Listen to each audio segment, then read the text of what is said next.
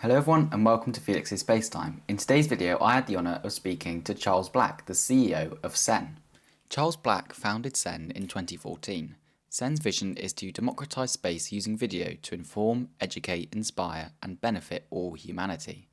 SEN's mission is to stream real-time videos from space to billions of people, gathering news and information about Earth and space and making it universally accessible and useful. Thank you so much for coming on here for an interview today. For those who might not be familiar with your work, could you tell everyone a bit about yourself? Yes. Hi, Felix. I'm delighted to join you today. I'm Charles Black, and I'm the founder and CEO of SEN. SEN is a video streaming data company, and we have our own satellite and hosted camera systems in orbit right now, live streaming 4K video of Earth and activities in space. Amazing. Have you always sort of had a passion for Earth or sort of low Earth orbit, space, any of that? If so, how did that come about? Yes, I've always had a passion for space since I was a young child, growing up in the north of England in a small village. So we got good night skies, and I would always look up at the stars and be in wonder at the fact that we live on a planet going around a star.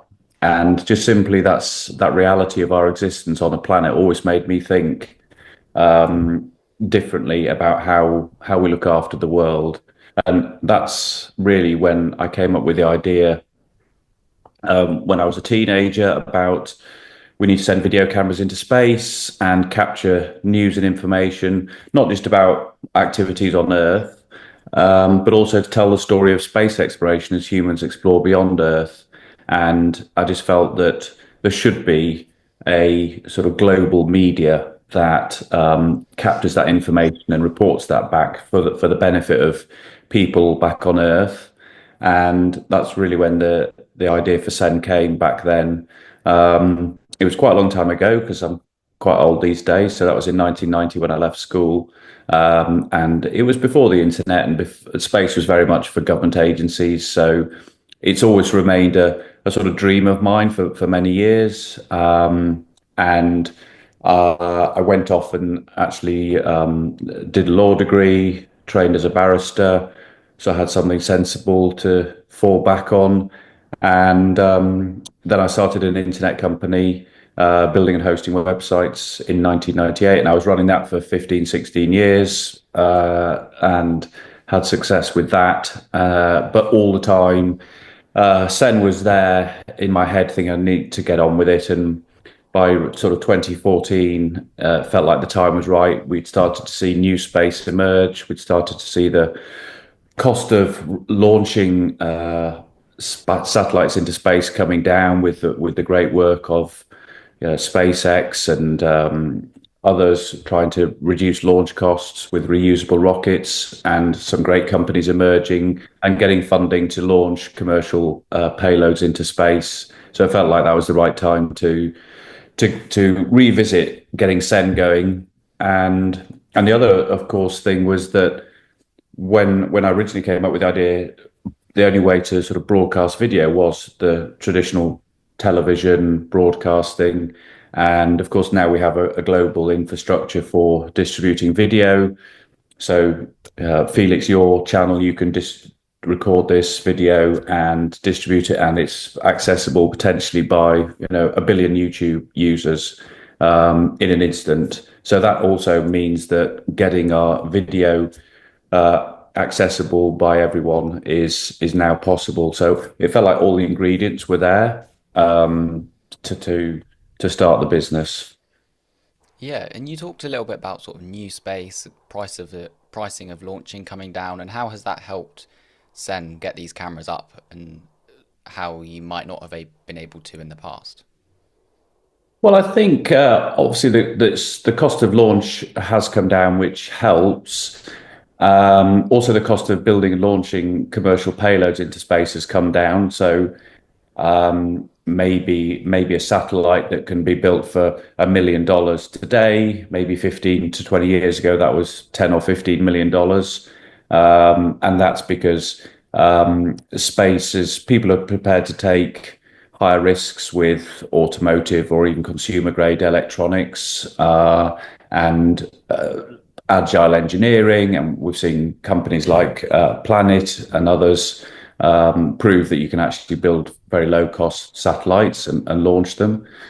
I think the work of SpaceX and the launch costs coming down, it really has a sort of ripple effect onto the market sentiment with investors that okay, this is possible. It's possible for a commercial company to push the boundaries of engineering and to launch into space. And that's made investors think, well, if the cost of launch is coming down, it's going to be cheaper to deploy constellation of satellites, and then suddenly commercial space becomes something that's investable, and therefore we've seen this wave of investors as well supporting the whole thing. So it's really a sort of ripple effect from really, over the last 20 years that we've seen that's grown. Yeah, and you talked to the sort of the mission of SEN is democratizing space through video. Can you talk to me a bit more about that, what that means, and more about the mission? Yeah, so democratizing space using video to inform, educate, inspire, and hopefully benefit people. So SEN's videos are freely accessible. So online, whether it's on sen.com, our YouTube channel, and other channels. And we're in the process at the moment of working with a distribution partner to distribute it on TVs and other platforms as well.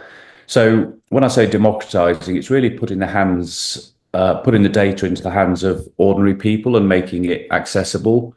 I think satellite imagery, a lot of it is focused on it's either scientific information or it's aimed at governments for defence and security, or it's aimed at business use cases. And at the heart of what SEN's trying to do is put this information directly into the hands of people, ultimately building a searchable real-time data set, which we think has mass value. And the business philosophy is just about how do you build the biggest sort of data business, and ultimately they're usually mass application data businesses. And we've actually seen things like Google Earth get billions of downloads. Billions of people every day are using mapping applications based on satellite imagery, weather applications based on largely on satellite imagery. So there's plenty of evidence that if you provide and then a service that's valuable to the consumer, whether it's news, weather, mapping, information in real time, and that gets mass usage, then you can create a very large business model. So, but to achieve that and to get that mass adoption, like Google, it has to be really free to the consumer. And then that's funded either through, from our point of view, the direct to consumer model is funded through sponsorship and advertising, like YouTube is. But we also can license our real time live stream for use in other existing applications, such as news, weather, mapping, AI search. Just having that real time, it's a unique sort of data set, really, which we're obviously looking to grow by launching a lot more cameras into space, and then it could become a very valuable search tool to provide that up to date information to the end consumer. So I think ultimately it's always been my passion. If you look at Earth from space, you see things differently. So I want to sort of empower all of humanity to be able to witness planetary change. I think the storytelling power of video, we've seen with lots of applications that are popular with everyone are video clips, whether that's YouTube or TikTok. And so we're bringing this sort of new application, which is real-time video. It's a sort of, I think of it as a new form of media, really. We're bringing new perspectives of Earth. And of course, beyond Earth, we're not there yet, but we would love to get cameras around the moon and on the moon, and eventually around Mars. These are in the years and even decades to come. We need to tell the story of our exploration of space. There's a sort of global people's right to have informed consent about what governments are doing and what private companies are doing, because space is very much a free for all, and I think having that story told and accessible by everyone is really important. Yeah, and why do you sort of feel you and Sen feel that the availability of all this content is so necessary? Just because it doesn't exist at the moment, which makes it quite hard because we're trying to. There are some, of course, there's NASA have high definition live video from the space station, and so we're complementing and adding to that. But it's not sort of a widely accessible sort of content source. And we just feel that there's a great opportunity to create this new form of media on a commercial basis, which is accessible on as many devices in as many ways as possible.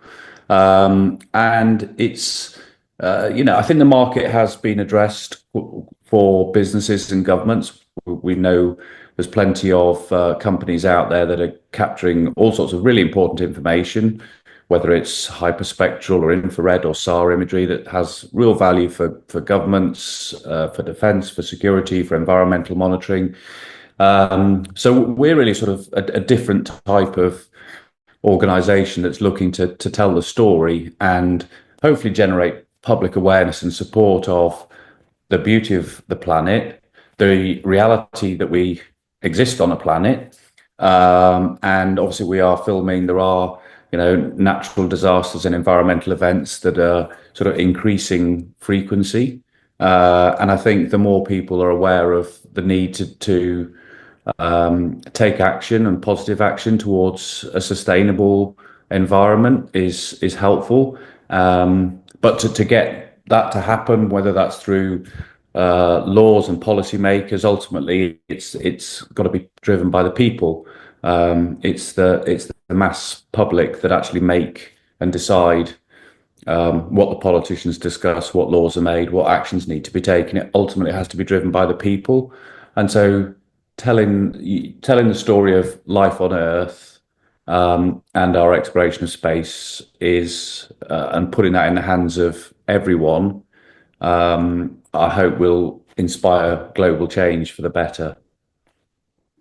Yeah, and SEN currently has a camera attached to the International Space Station. Could you tell me more about that, how that came about, and what other cameras you've got sort of going around low Earth orbit? Yeah, so we have a camera system on the International Space Station. When I started, really with the plans for what the engineering team needed to build, I thought we wanted to get as many video cameras into space as possible.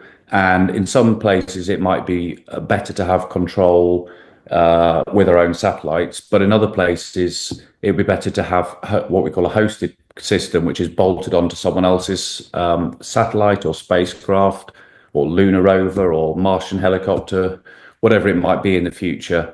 And so we set about developing both hosted cameras, and it's the same technology ultimately, whether it goes into a satellite and it's the brain of the satellite, the electronics and software and the computer essentially that controls the video, or we can put it onto a space station. And the ISS has the only, excluding Chinese space stations, the only sort of accessible space station for commercial companies.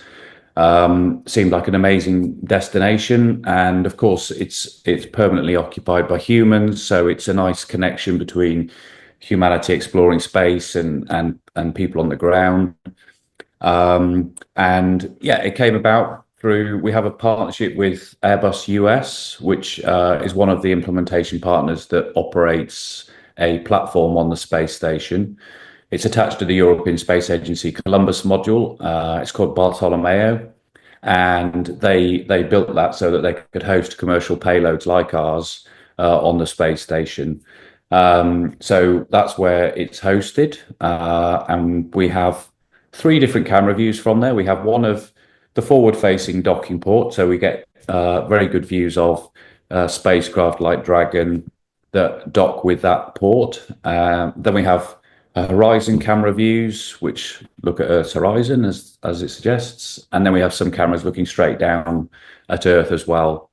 And on our live stream, we switch between the cameras. We're gradually defining a schedule really. So on sunrises, for example, we're switching to the horizon or docking cameras, so you get those beautiful sunrises. During ocean passes during the day, we're going to probably switch more to the horizon camera so we can see cloud formations and storms. But then we have great passes over, the US and Europe, around the world, where we go over, or Africa, where we use the nadir cameras looking down, and you see, beautiful terrain and the different types of geography, whether it's through. We've recently been going over Canada quite a lot in winter, which just looks stunning. And then literally on the same orbit, you'll fly over, Northern Africa and the Sahara, or Mauritania, and see the beautiful deserts. So I just think it's quite captivating, and we wanted to share those different views. So that's the mission. We call it Space TV1 because, as you know, Felix, spacecraft tend to have a name or a designation. So we just call that one Space TV1. We're currently working on Space TV2, which really extends our capabilities with steerable cameras, and more views. So rather than we'd have sort of four cameras looking at the horizon to create a sort of 360 view of the horizon, so we can create greater than 4K imagery. So we're looking to sort of expand on that, and then we're also looking to place more hosted cameras into space on various spacecraft. We also have our own satellite, which launched in 2022. That was really a tech demo satellite, just to prove that the computer that we'd designed and built in-house was, going to work correctly. So we have a couple of different cameras on that, and we've proven we can dual record from both cameras at once. We can live stream as we're passing over a ground station, but that's obviously quite limited because we're not passing over ground stations very often, or it's only for a minute. Whereas the beauty of the camera system on the space station is that we're using the NASA inter-satellite relay, so we get about 20 hours a day of live video.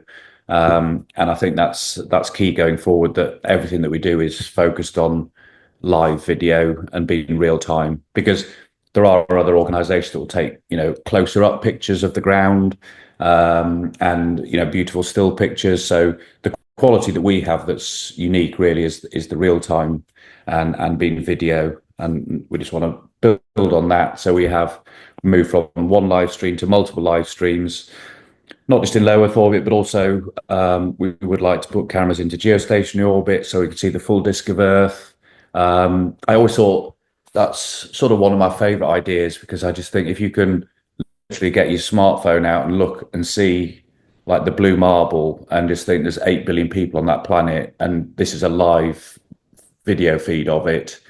I mean, it's literally like, and you can see the night Terminator coming over, and it's like a real-time watch. I think that would be really cool. So I'd like to get some cameras in geostationary, and of course we're very ambitious to try and get to the moon through partnerships, which is really, lunar operations are usually in partnership with space agencies and other commercial companies. So we would be looking there probably to have hosted cameras rather than our own satellites.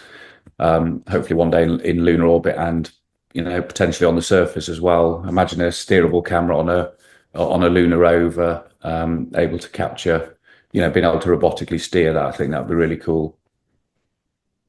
Yeah, and you talked a bit about sort of geostationary orbit cameras. I was about to mention that as well. That a company called Astranis has these geostationary, um, Mm. like communication satellites. Has SEN sort of thought about using satellites that go out to geostationary as the sort of host for your cameras? Yeah. Yeah, that's a good point, Felix. And we are in discussions with a few potential hosts, and we see that as the best way of being in geostationary orbit. I think regulatory wise, just because of the nature of the orbit, there's various sort of sovereign rights over the equator where those countries have rights to those slots, and it's a bit more challenging to get licensed to get those slots. So for us to essentially, and of course, usually they're quite large. I mean, maybe a small geostationary satellite might be 300-400 kilograms, and the larger ones several tons. So they're usually quite large, and they have oodles of power and usually bandwidth. So to sort of bolt some cameras onto those is for us a low cost way, and for the spacecraft hosts they benefit because then we pay a rent basically for the power and bandwidth of using that spacecraft host. So it's additional revenue for the spacecraft operator to cover operating costs, and then we benefit from having that unique vantage point from geostationary orbit. Amazing, yeah. And could you talk more about the future of SEN? What's coming for the company? And you said you wanted cameras around the moon, on the moon, maybe onto Mars. Can you talk a bit more about that? And is there sort of any plans underway for something like that? Yes, the initial focus is really now on the commercial traction. Now we've got this live stream done. It's what I call phase two of the plan. So phase one was really get an amazing team together, develop the technology because it wasn't there on the shelf just to put up there. So we've developed it, and phase one was probably sort of 2016 to 2024. And we've had three missions because I didn't mention our first mission actually was a hosted camera system launched in 2019, which worked, which had steerable cameras and everything. And so that was really about designing, building, proving the technology. Now we actually have a live stream. So we've got a product which is capturing over 20 hours a day of live video from the different cameras. So now we need to prove that that's going to be commercially successful. And that's the phase we're in at the moment because we forecast that we can actually be profitable with one live stream if we get things right. And that makes it much easier then to raise growth stage capital to expand and scale because going to the moon, for example, or going to geostationary orbit is quite expensive. And so we've been a pre-revenue startup. So we need to get to the point where actually we're cash flow positive as soon as possible. Which we think can be within the next 12 to 18 months. And that makes it much easier then for investors to see the commercial model works because we are doing something differently with the data. So we're not going the more traditional route of selling it for directly to governments or businesses. We're focusing on the consumer. And we're doing that two ways. So we've got the direct to consumer model, which is sen.com and other channels where you can have the app. And there's a lot at the moment. There's an iOS and Android and web app, and they're sort of very much version one. You can watch the videos and watch the live video. There's a lot of things on the roadmap which are going to enhance the features of that, such as tracking when the ISS is above and overhead, enabling users to track certain locations or events and get notifications of when there's more videos of those areas of interest. There's search, there's a whole load of applications, augmented reality with real-time mapping overlay. All of these things are in the pipeline. So that's sort of send direct, but also we are a sort of unknown startup, and it's always difficult to create a global brand that is an app that could be like an Instagram or a TikTok. That does take time. So in parallel with that, we see that there's huge value for our real-time live stream to enhance the value of other applications. And I think it's fair to say that real-time live video of Earth could enhance news, weather, mapping, even AI search applications that are currently used by billions of people. Because just adding in that extra information layer of what's happening right now, and so the approach to that is to sort of license the use of our video to those third-party applications. And those include, for example, TV channels, news, weather, mapping applications. So we're working on those as well at the moment. So there's essentially two routes to market. There's the direct to consumer, and then there's the enhancing the value of existing applications which are already proven and well used, where we add an extra element to those. So that's really the focus at the moment is all from a commercial point of view. From a technical point of view, we're constantly improving the live stream now. We went live in December on sen.com, and we went live on YouTube at the end of January. And we're still learning how best to operate and how best we can improve it. And we're getting feedback from people on the channel saying, I need a bit more information on the mapping or what's coming up next, or can you add this, and can we see more of the docking camera? And it's just really good to get that feedback and that community engagement. So we're constantly working on improving that.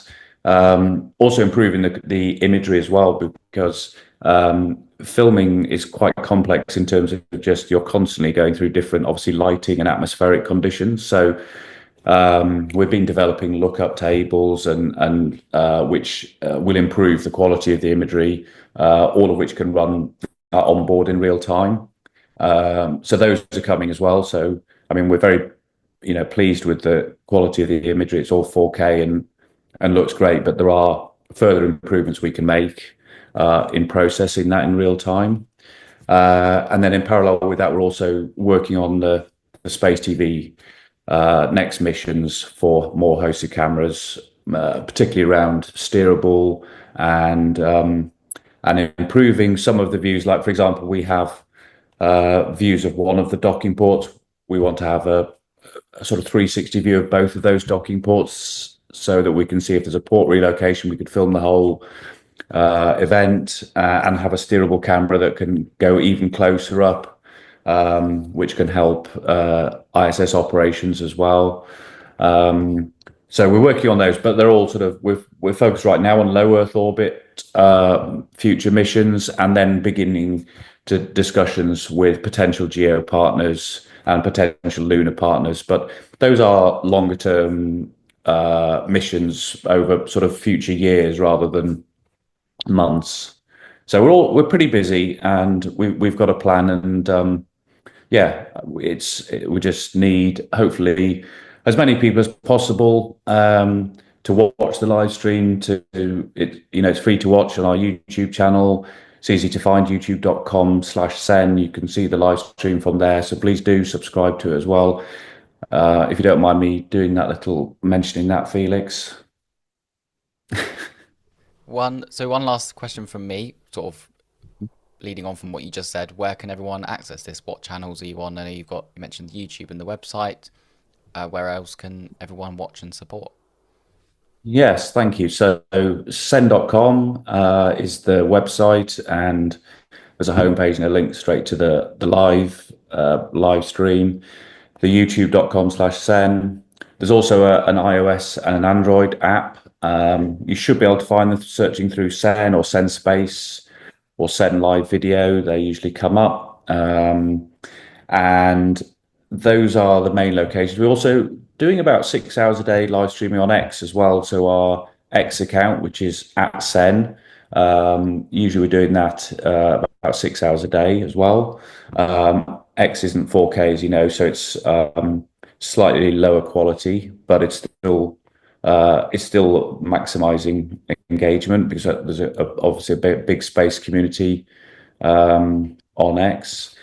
And then we are partnering with some other space news organizations, so that who are really good at telling the story about space, and you should be able to access our YouTube live stream through some of those sites as well in the near future. But I can't say too much about that or give names just yet. Amazing. Well, thank you so much for coming on here for an interview today. That's all the questions I've got for you today. It was amazing getting to talk to you, and the work that Sen is doing is truly amazing. I know a few weeks ago there were lots of videos of Dragon on the space station. Absolutely love watching those. So thank you so much for everything you do, and thank you for coming on here today. It's my pleasure, Felix. Thank you. If you enjoyed this video, make sure to like and subscribe, and click the link in the description to learn more about Sen. See you again soon.